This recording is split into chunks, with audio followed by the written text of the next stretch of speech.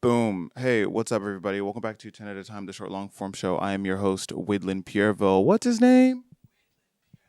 Thank you so much for being here. If you're watching this podcast and you want to support the show, the best way to do it is to like, subscribe, drop a comment, and share with a friend. Another way that you can really support this podcast is by watching it on Spotify and streaming it on Spotify or on Apple Music. That would be super helpful because those metrics matter to me a little bit, but also to the algorithms there. So if you're here on YouTube and you were going to watch it anyway and you have the capacity, you've got the Spotify, whatever, then let's lock in on those for a couple of weeks. You already know, new structure, maybe not so new at this point. 10 minutes to talk about whatever I want, or I can break the glass, smash that motherfucker. I want a button pad, actually. I wish I had like a button pad where I could like hit like a sound effect pad.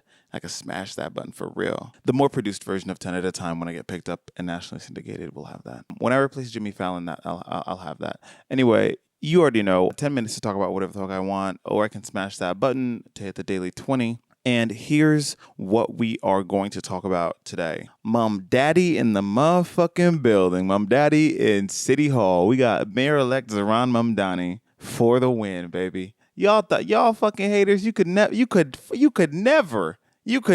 and it's ignited a rage in the old and wrinkly across America. We'll talk about that later. What we're also going to talk about today is a major pro tip that I have for making your life immediately better, which is that you have to unsubscribe from the cult of loserdom that has taken over American media. The other thing that I want to talk about is my birthday this week. And, birthdays are complicated and they're only getting more so. But what we're not going to talk about today is the fact that I am under attack from the Dancing with the Stars Legion online. I made a little video joking about how whenever Zac Efron's brother and winner of Traitors Season 3 on Peacock, I made a joke about how whenever him and his partner dance on Dancing with the Stars, she is always the star of the show. And there are a lot of people who agree with me. And it was one of those videos that I made as a little jokey joke. You know what I mean? It was all audio, text on screen. I'm doing just like the most basic two-step, and the text reads on screen like POV, I'm going to get a perfect score in 15 steps or less on Dancing with the Stars.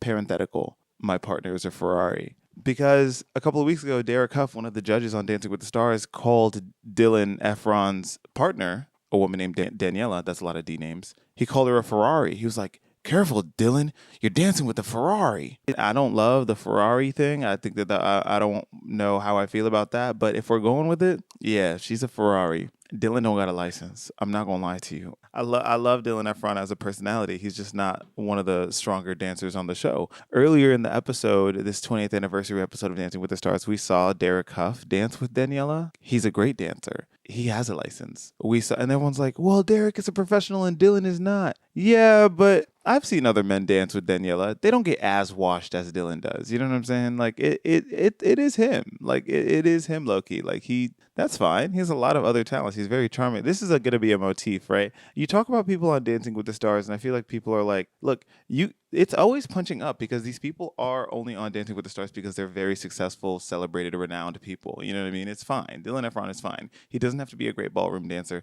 He's putting his heart and soul into it, and that's what we appreciate. He's better than Andy. That's great.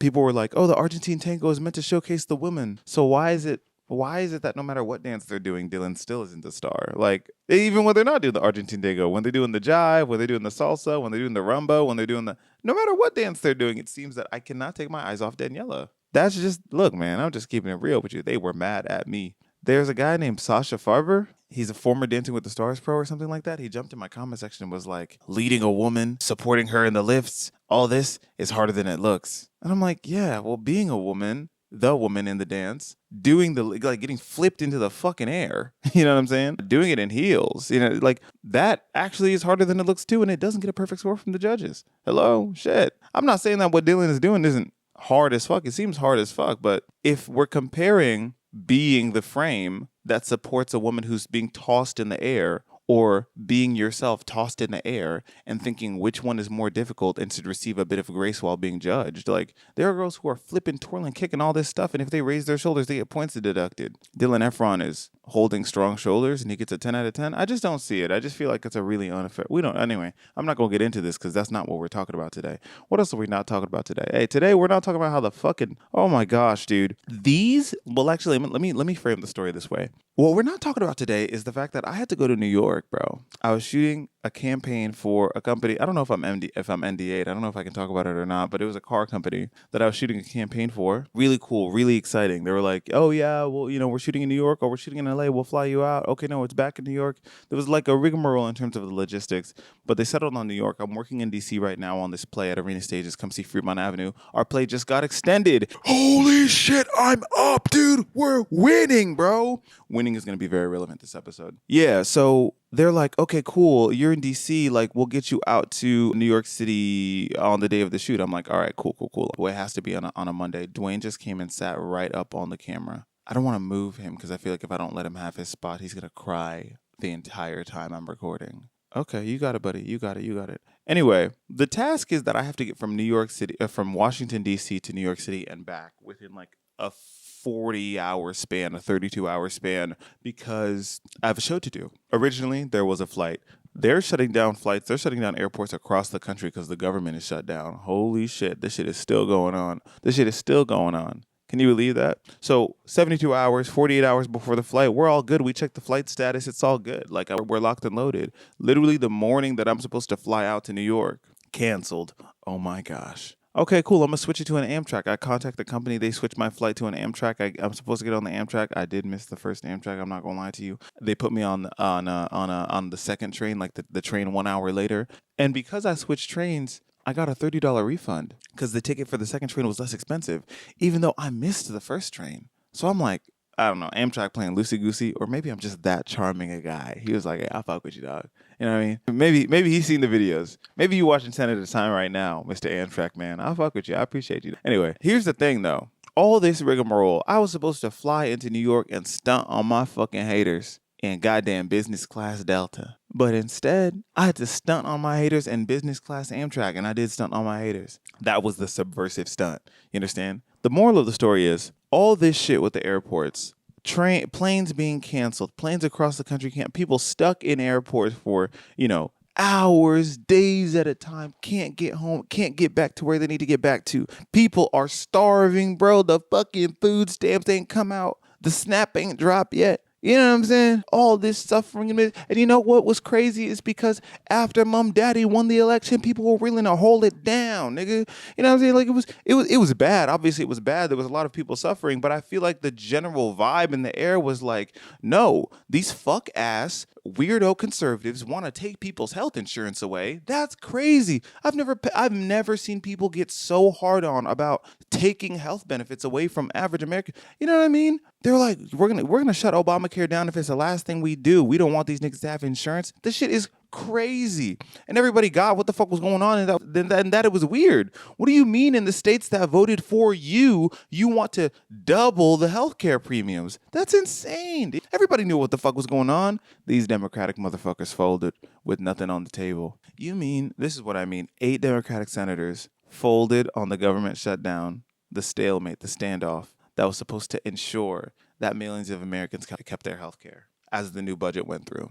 I'm not saying that no deal should have ever been made. It's a disadvantageous position because the very crux of the Republican position is that they are evil and do not care if people starve. They probably would have let it go on for forever. Who fucking knows? You know what I'm saying? These niggas do not care who lives or dies. So there's that. But I just feel like, that was some real bitch made shit to see. That was whack as fuck. That was it. I could not believe that news came when it did, because literally I feel like I spent the whole week being like, hey, fucking liberals are up. You know what I mean? Like, who would have thought? Who would have thought in the big year 2025? Liberals are up, dude. Let's get to that. Zohran Mamdani, mayor-elect of New York City. Holy shit. And the Red Scare is rolling. Yeah, I want all the grocery stores to look the same. I want everyone to drive the same car. No more iPhones, only weak phones from China. Yeah.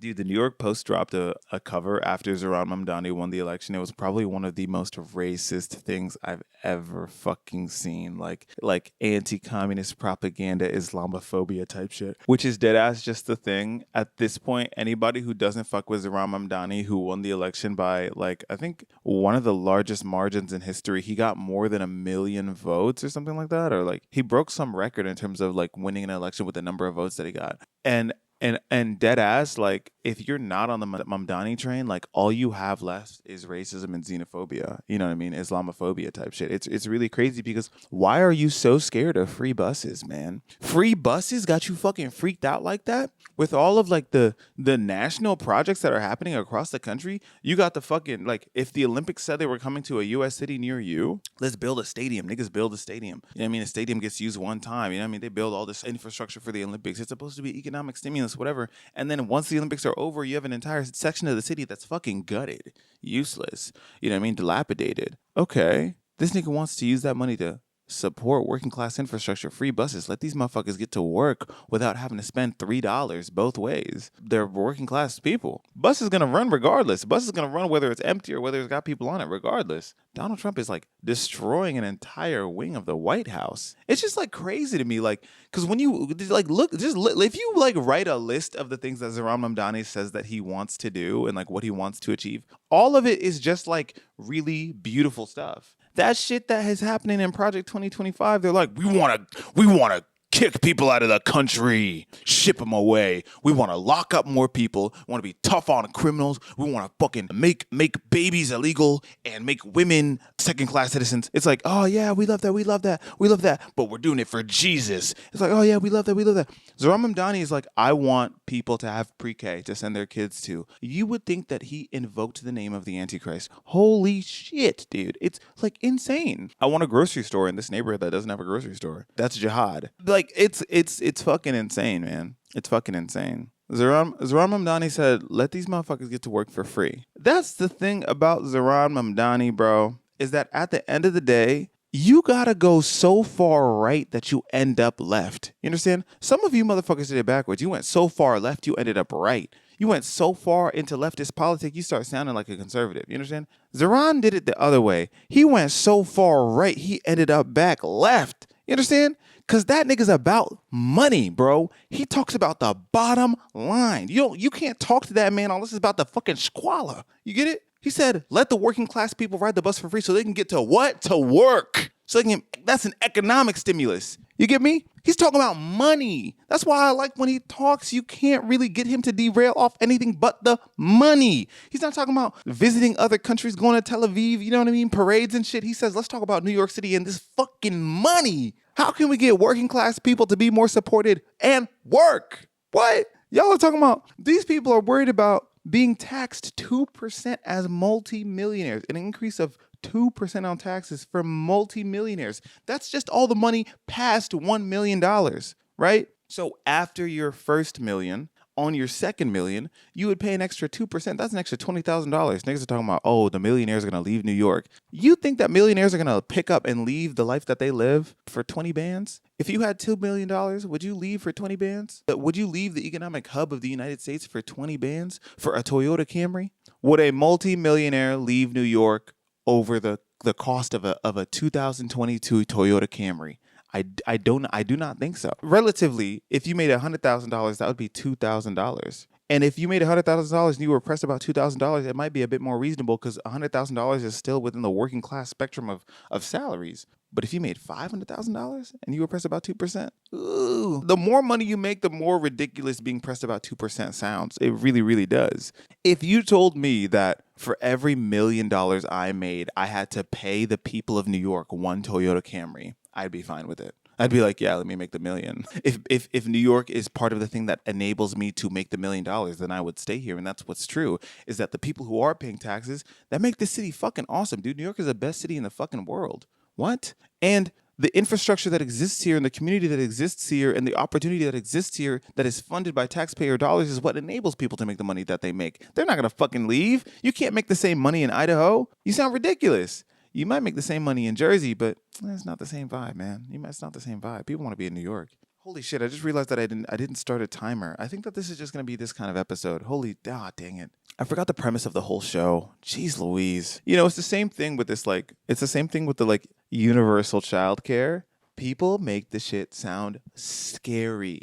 I could not have foreseen the way people would try to make universal childcare, pre-K, pre-kindergarten, sound like a satanic cult. They make it sound like Jonestown. Like, you got to drink the Kool-Aid on this. It made me go back and I wanted to figure out, how is it that people are so scared of universal pre-K, even the sound of it, but we have universal K through 12 public schooling across America. Not only is it universal, but it's mandatory. If you do not ensure that your child gets an education through some means, but if not any of the private means that you can acquire, at least the public schools, you will get in trouble. Dwayne, dude, hold on. You can't. Dwayne, I love you. You're gonna knock the camera over. Don't do that. Okay. I love you, buddy. How is that people are so spooked over something like universal pre-K, universal childcare, but like we have universal K through 12 education across America already. And I don't think anyone questions that shit. Like, no one. Obviously, there are like, I don't know. I feel like edgelord losers who are like, school is a waste of time. School just trains corporate employees. School just teaches you to be a good worker. And it's like, actually, a lot of the shit that makes you good at school and makes you a good worker is actually the thing that just makes you a good citizen of a complex society. Like, consideration of others, time management, patience. You know what I mean? Like, just like, those are just like humans that you learn at school, and that's why school is important. So I did a deep dive into how we even got to this place, and at the center of the deep dive, I found this man named Horace Mann with 2 N's. Horace Mann. He's called the father of public education. Here's the deal. We're talking about the 19th century, 18 something. Horace Mann is from a town called Franklin in Massachusetts, and the town of Franklin needed a new bell, which I guess like every town needed a bell, maybe at that time. Maybe that's why the Liberty Bell was so important, because it was a bell for Philadelphia. It's a Philadelphia? Yeah. Anyway, Horace Mann's town of Franklin was called something else, and they reached out to Benjamin Franklin and said, hey, Benjamin Franklin, we need a bell for our town. If you pay the $200 that we need, big money, big money back at the time, you know what I mean? $200, that was crazy. If you pay the racks on racks on racks on racks that we need in order to get a bell for our town, we'll rename the town after you. Benjamin Franklin, I assume, gets this correspondence through a letter. He probably reads the letter and says, you illiterate ass niggas, you need more than just a bell. More than sound, you need sense. That's the quote. More than sound, you need sense. That's a nasty, nasty read. Pun intended. More than sound, you need sense. I'm not sending you $200 for a bell. I'm going to send you $200 worth of books. Open a library. You dumb motherfuckers. And so that's what they do, I guess. And they still named the town after him. What the fuck? I would have been like, you shady, nasty, you fucking slut. I'm not doing that shit. They still need the town after him. I guess so. Horace Mann is a child at the time, and he benefits from this library. He becomes literate, learns to read. He goes to Brown University, dude. He goes to Brown University. He's kind of old at the time, but he graduates as the valedictorian of Brown and then goes into public service work for Massachusetts. Eventually, dude, this guy becomes the secretary of the newly formed Department of Education, right, of Massachusetts. And as the secretary, he goes on a tour around every little town, every like little municipal of Massachusetts, and does a tour of the classrooms in all these towns so that he can like do a survey of what's going on and blah, blah, blah. He creates the first publicly funded, tax-funded public school system in the country. And it starts in Massachusetts. He even goes so far as to form something called the normal schools. And the normal schools were like, it was like the foundation of what became the state college system, right? It was these young women would go to normal schools to learn to be teachers so they could learn the norms of education practices that were being set by the state. You get me? One of the most like gangster things that Horace Mann did is he was like, immigrants too. What? He said immigrants too. That's an important part of social mobility and to allow these like immigrants to be folded into the fabric of America is that we must educate their children. Honestly, I feel like if you did that shit today, you would get pushback on that. Isn't that crazy? I feel like you would get pushback if you were like, let's start a public school system today and immigrants too. That would get crazy. Like people wouldn't. Now it's a no-brainer, dude. I'm trying to think of a world where my parents are immigrants. If they came to this country and had me and I wasn't guaranteed a public education like everyone else, who would I be? Shout out to Horace Mann. So this dude is the father of public education, and one of the things that he hated is that he had to work hard to convince people that creating public schools was like an essential service that the government should provide. And one of the arguments that he made last, because he hated it, is that he was like, whatever you invest in education, you will receive back tenfold when the educated population becomes of age to join the workforce and contribute economically to their communities. Because an educated population innovates, they work hard, all that stuff. And he's like, it shouldn't be about the economics. It shouldn't be about the economics. It should be about the fact that like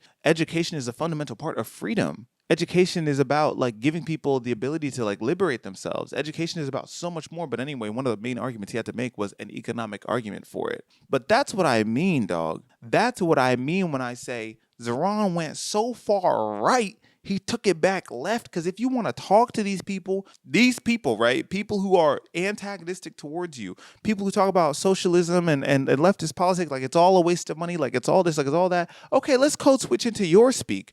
Because you want incompetent people, uneducated people, people without like social custom training, whatever, no home training, no whatever. They've never been anywhere. You want them to like grow up and enter the workforce to do what? To do what? We're entering a world where you need more highly skilled workers, like more and more. And not to say that I don't even like the like skilled versus unskilled labor thing, but like it is an increasingly complex world that you're going to have to educate children through to integrate them into, man. You can't leave children destitute to like their own devices and shit. And not only that, but the workforce that already exists, dog, universal pre-K is a pro-life policy. You're giving people the opportunity to like have more robust family planning, to know that if they do have children, their children will be supported, man. Their children will have somewhere to go while they're at work. Bro, how many families would have to have one parent stay at home if they knew that their children couldn't go to school during the day and would be out of the house and occupied and cared for during the day? What? Mothers who are at home while their kids are nursing, while their kids are growing up and toddlers and stuff, and when their kid goes back to school, these people can go back to work because their children are cared for. You're strengthening your workforce and you're strengthening families' capability to decide for themselves like what their futures will be. Giving people access to childcare could encourage them to have children. Give them the opportunity to choose that. That's what I'm saying. This is real pro-life shit. This is the real, you know what I mean?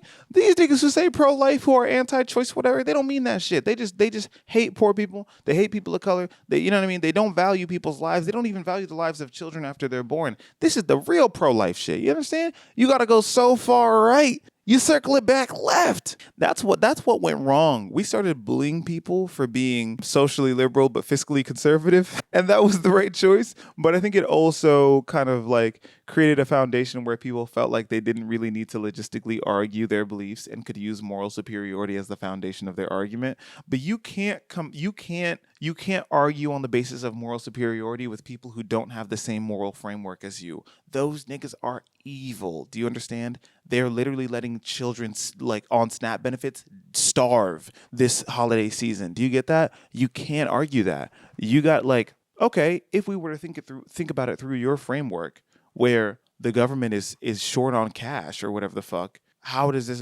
this policy actually still benefit the economic interests of people who aren't necessarily my allies? You know? I think Zeron is so gifted at that, man. That he's really gifted at that. Okay.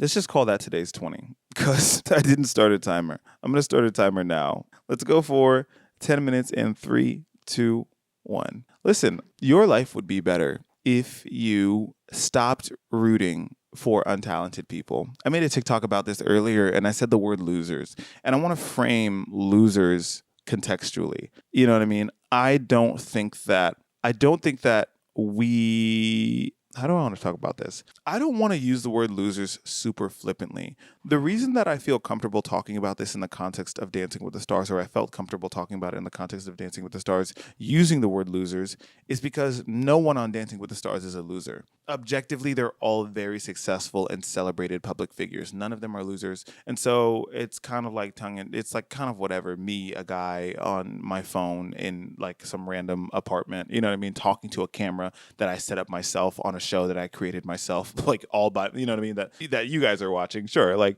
of course I could be like, you guys are losers. They were on a nationally syndicated fucking dance competition show that they earned their way on by being famous already. So like, let's, right? But I was thinking about Andy on Dancing with the Stars, and the week before he got eliminated, because he did get eliminated this week. Let's just have a moment of silence off that Andy is off my TV. So let's just pour one out for the homies off that.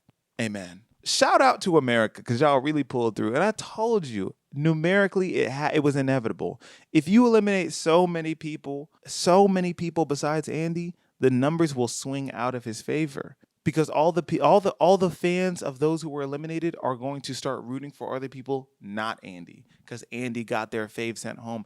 Andy's got a graveyard behind him. He's got a trail of bodies behind him, skeletons in his closet. You know what I mean? He's public enemy number one. You sent like 6 people home off Andy. He's a threat to national security. Do you understand? Now that Andy's gone, I do fear that the Andy people, birds of a feather flock together, they're going to switch over to Dylan Efron fans. I just know it. I just know they seem like simple people, and I just know how they're gonna move about it. I rock with Dylan Efron. I think he's a cool guy. He's not a great dancer on the show. I just think that he's really white boy of the month, and like people think he's hot, you know. And that'll get you very far in this country. It got Andy far. He's not even hot. Maybe some people think Andy's hot. Sorry. I shouldn't say that. Anyway, here's the thing though. Andy, in the context of Dancing with the Stars, when we're talking about a dance competition, lacks the skill. He lacks the proficiencies. He does not have the talent. That particular talent he does not have in abundance, especially not in comparison to the other people on the show. People are like, he's so funny. I don't even think in the context of dance, he's even that funny. He's pretty funny when he's on the mic, but he's not like funny in the dances. They're not entertaining to me per se. But one of the judges the week before he got eliminated was like, Andy, the reason you're here is that you're the people's champion. You're so relatable. And I was like, that's interesting to say that Andy Richter is relatable. And that's why he's here, as though relatability is enough to keep you in the game. I'm thinking of Jen, who is a recently discharged from the hospital mother, like a postpartum mother. She is a mom of a newborn who is stepping back onto the ballroom floor to like get back in touch with her body. I'm thinking about Elaine, who recently got into a car accident or something like that. She's got fractured bones and a steel plate in her foot. She's like literally being held together by IKEA furniture screws and shit like that. I'm thinking about Danielle Fishel, who literally is fighting cancer, survived cancer. You understand? I'm thinking about all of these people who are really pushing through difficult circumstances in order to be as good as they are, and to be even in the room that we're in right now. That's relatable to me. Is people who are overcoming meaningful challenges and obstacles. You know what I'm saying? People who really have the odds stacked against them. Underdogs, not people who are underqualified. I'm talking about underdogs. But I feel like in today's media landscape, we've really conflated what it means to be an underdog with what it means to be underqualified. Everyone that is a loser is not an underdog just because they're a loser. Some people are losers because they're weird, they're lame, they're not talented, they're unskilled. I was watching too much on Netflix, and I was like, damn, this show is about a loser. The Lena Dunham show starring, oh God, I can't remember her name right now, Megan Stalter. It was fun. It was a cute romance, I guess. I don't really think throughout the show I understood why the main couple was together, which is like a plague with romance media today, is that I feel like I watch that shit now and I'm like, why do these people even like each other? I'm not quite sure, besides the fact that the story decided that they do and that they should. But the thing about it is that watching that show, it was an epiphany to me. I was watching that show and I was like, damn, why am I rooting for this girl? Why am I rooting for this girl? You know, the show assumes that, like, because this character is the main character and she doesn't have her shit together and she's kind of a mess and she's kind of like a loser and kind of like whatever, that I'm supposed to automatically relate to those circumstances, and that's why I'll care, because I'll choose this character that does not have a lot going for them as a self-insert for myself and want to see them win as a replacement for my own victories. No, man. You gotta peep this shit in real time, dude. Go look through your own media and think about the protagonist and think, is this person supposed to be relatable to me because they just kind of suck? Or do they actually have things that I can relate to? What do I want to relate to? I don't want to relate to someone because they suck. I want to relate to people because they are winners, because they have gifts, because they have unrecognized talents that will soon come to light and come to fruition. That's cool to me. You understand? Eventually, eventually towards the end of the season, she does have talents and gifts that comes to fruition and bubble up to the top. But you don't really know shit about that until deeper into the show. You really got to tap into it. For the most part, and this is true of a lot of shows, I think for the most part, you're just watching someone kind of be lame as shit for a long time, and then something shakes up and it happens to work out for them and they land in a good place. Nah, that's why I fuck with anime, bro. That's why I like the animes that I like, is that these people have difficult circumstances, but they always believe in their own potential, and they always believe in their capacity to actualize and activate and tap into that ultimate potential. You understand? They're like, I have a real gift inside me. I got a dog inside me, and I'm going to pull it out. I like that, dude. I love that stuff. I think it's so inspiring to see people push through. It's something about the American tradition, the American story, the Revolutionary War, something like that. Well, also there's a huge movement of populism happening in America right now. Populism, if you don't know, let's talk about populism for a second. And this is a quote. Populism is a political approach that pits the pure people, the populace, the primary people, against the elite, and can be found across the political spectrum, including right-wing populism and left-wing populism movements, right? The key features are the people versus the elite, the voice of the people being prioritized, anti-establishment sentiment, and charismatic leadership. Populism is how we got Donald Trump, right? Donald Trump promised to be a champion of the people and to get grocery prices to go down, and he's going to drain the swamp and so on and so forth. And also, Zoran Mamdani won his election through populism, right? He's fighting for the people. He's a voice for the people. One of those people, I think, is being honest about it, and the other is an orange liar. The populist movement is also why we see people rooting for Hutta on Love Island. They see her sloppiness, her messiness, her mean nastiness, and they say, God, she is just like me. And so I want to see her succeed, because if she can succeed, I can succeed as well. Detach yourself from using these losers as self-inserts. They see Andy. Andy cannot dance, cannot move, cannot define the beat, cannot use the rhythm. They connect with the fact that he does not have the skills and believe that if they can find a way to allow someone who is unskilled and underqualified to then win, that they too can win. It's like the lie of American exceptionalism. You are special, you are exceptional, you are the best, you are the greatest. And then you grow up and you realize that you are pretty normal. You are absolutely unique. I don't know if you are special. You are not any better than anyone else, whatever. It's almost self-protective. But in order to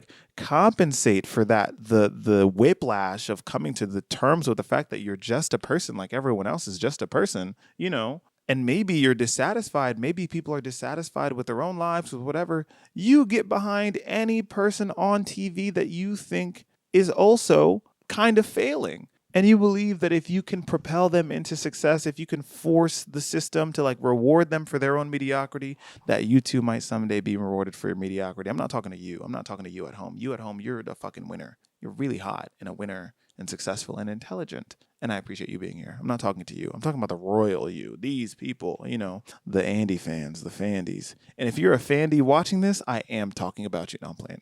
When you invert that, if you root for people who are underqualified, then you're probably more likely to resent people who are very qualified, who are very prepared, who are very, right?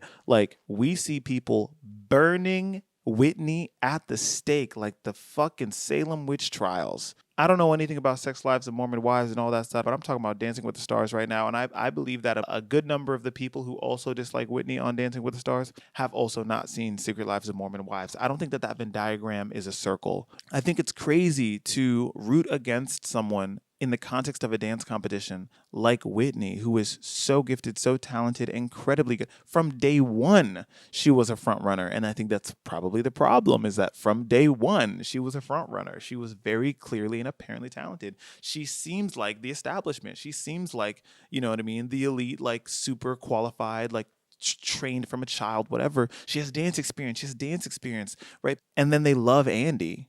That's what's insane to me. There's misogyny there. There's all types of stuff there. You know what I mean? There's all types of stuff there. But I think that part of it is that this populist movement against elitism, this populist movement against establishment, and Whitney represents those things. The thing is, if you live a life resenting people for winning. You know what I mean? You see someone dancing well on a dance show, you say the elite. She thinks she's so much better. She has dance experience, whatever. If you live a life resenting people for being good, you will resent yourself when it is your time to be good. You will resent yourself for being good. If you resent people for winning, you'll resent yourself when you win. If you build a community of people who resent people for winning, they'll resent you when you win. You get me? You're creating a worldview and a circumstance for yourself where you have to shrink yourself in order to belong inside yourself, to belong inside your own mind, and to belong inside of your community. You have to shrink yourself. If you excel, if you advance, if you succeed, then suddenly you become part of the opposition. You're limiting. And I think that a lot of people are living lives that way where,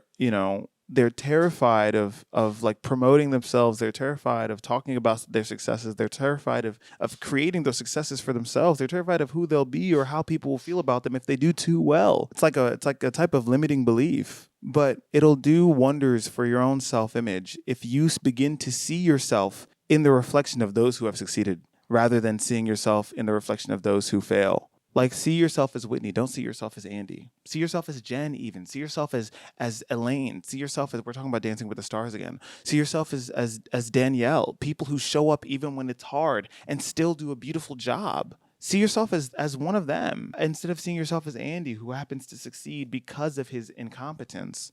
Supporting someone who doesn't seem to deserve it, that's not a type of charity, and it doesn't make you a hero. And I think it kind of circles back into your own self-image in a really negative way. So that's all I got to say on that. That's time. The last thing I want to talk about is, hey, happy birthday to me. Dog, it was my birthday. Dude, birthdays are... I was never really a person who felt really tricky about my birthday until suddenly I was. I think that when you're a kid, wow, it really takes time to develop a full sense of empathy, doesn't it? Because I think that I didn't know enough about the world and life and how fragile it is and how delicate, things can be. And so I was just like, yeah, man, everything's fine. Everything's cool. It's chilling. And that's really easy to say when you don't actually know the intricacies of what all goes on. Like, I think about, I've talked about this before. When my mom passed away, it seemed so much simpler than when my aunt passed away recently. And suddenly I was part of the generation of my family that was responsible for all of these things. You think about like the ways a single decision in your life can totally alter everything and make it incredibly,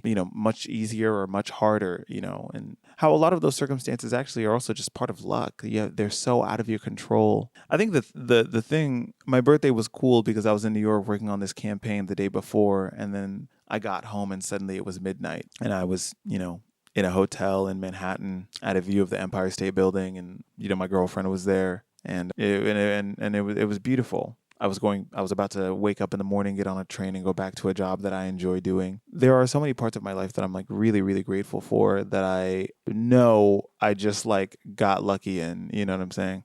And I can't say thank you enough to. I mean, you guys who are watching at home. I mean, like, thank you for the support that you've allowed me to kind of construct this for myself. I really, I hope I deserve it somehow, some way. I don't know how that I do, but I believe that I do. And I just feel so lucky. Midnight hit. I went for a walk. I went and got some food at midnight, some like trash food, whatever. And I got a bunch of texts. My baby cousin, who's 13, he texted me. He was like, "Congratulations, man. Happy birthday. You're the oldest person I've ever met." Haha, very funny. He's like, you're officially unk. Like, you got to stop running from shit. It's too late for me, man. I'm not 30 yet, but I'm getting there. And you can't run from unk your whole life. You can't be big bro forever. Somebody has to step up to the plate and be unk. And it's okay, man. It's got to be you, dog. You can't be big bro until the end of your life. I mean, you got to understand, like, this younger generation of kids, man, they got no male role models. Everybody's freaked out. They got niggas in their 30s and 40s and 50s and 60s going to the club, trying to catch a little ass here and there. You know what I mean? Drinking and shit, partying and shit. Niggas on the alt-right pipeline, incels and shit, who got podcasts, all types of weird shit. They got Andrew Tate and Kevin Samuels on this motherfucker. You got to step up and be unk. These kids have no role models, man. They got no role models. You can't run from it. Be a service to your own community. Put those fucking sandals on, those leather sandals on. Get behind the grill, nigga. Fuck. Who's going to teach the young guys how to tie a tie? The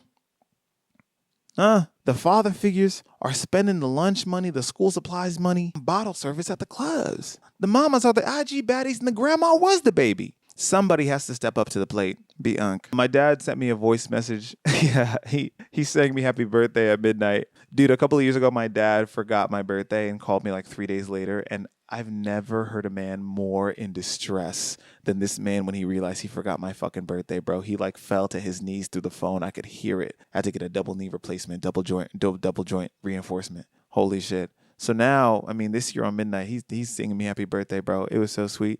And you know what? It was my birthday, but he still said Steph's name. He said, "Happy birthday, Wildlin Stephanie." He said Stephanie like that was my last name. If y'all think I fuck with Stephanie, wait till you see how my dad fucks with Stephanie, bro. Like this nigga.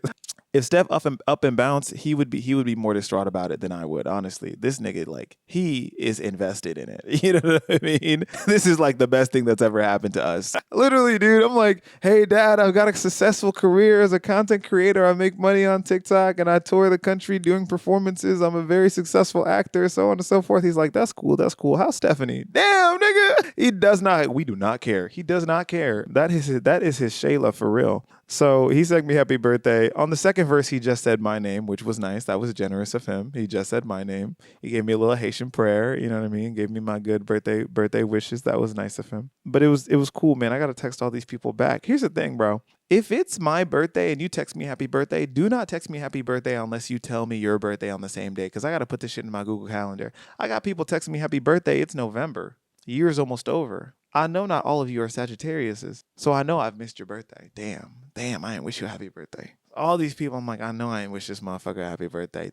If you are so kind as to text me happy birthday, don't even say happy birthday. Just text me the date of your birthday. Don't even text me happy birthday. Just hit me with the March 4th. I appreciate that. I'll put that in my calendar. I'm at the point now where I've become someone who cries on their birthday. I think I talked about this a couple of weeks ago when I was talking about Alex Earl doing the rehearsals for Dancing with the Stars and like her crying because she's like, it's just so hard. And I'm like, I love when people do that. And actually, the way that I feel about that is actually about my birthday, man. I'm not gonna lie to you because I just feel like now, whenever I think of my own future, I think of maybe like I think of the event, I think of like a milestone, I'll think of something, but I don't know that I necessarily imagine myself in it. I imagine the things around me, but I don't imagine myself standing in the center of it. And so I don't know, my life feels like it's changing so rapidly year to year and I'm getting to where I want to go and I'm going in the direction that I want to be going in, but I never really imagine, where I'm going to be on my next birthday. And every time it comes, I realize that like I made it. It feels like I'm crossing a type of finish line or I'm reaching a mile marker on a race that I'm running, and sometimes I forget why I'm running or where I'm running to, and then you look up and it's another year gone and another mile down, and you just got to keep running, man. Sometimes you get to keep running and sometimes you have to keep running. And I think my birthday is a beautiful reminder that I get to keep running. It's really beautiful. And I thank you all for the birthday wishes. I thank you all for being here, a part of, watching me do this in real time, build this thing that I'm trying to build. I don't know what it's necessarily supposed to be or what it's going to end up being, but I'm glad that I'm here and I'm glad that you're here with me. It really means the world to me. Whenever your birthday is, happy birthday to you. Drop your birthday in the comment down below. I promise not to use it to steal your identity. Okay. Hey, that's it, y'all. Happy birthday to you. I was really bad about the timers this episode, but we're just going to let it rock. This has been 10 at a time, the short long form show. I'm your host, Wildlin Pureville. If you want to support the podcast, the easiest way to do that is to drop a comment, subscribe, share it with a person. I am your host, and I will see you next time. Happy birthday to you. Happy birthday to you. Prap, prap, prap. Happy birthday to Wildlin Stephanie. Happy birthday to you. Happy birthday to you. Happy birthday to you, Wildlin. Happy birthday, happy birthday, happy birthday to you. Happy birthday, my son.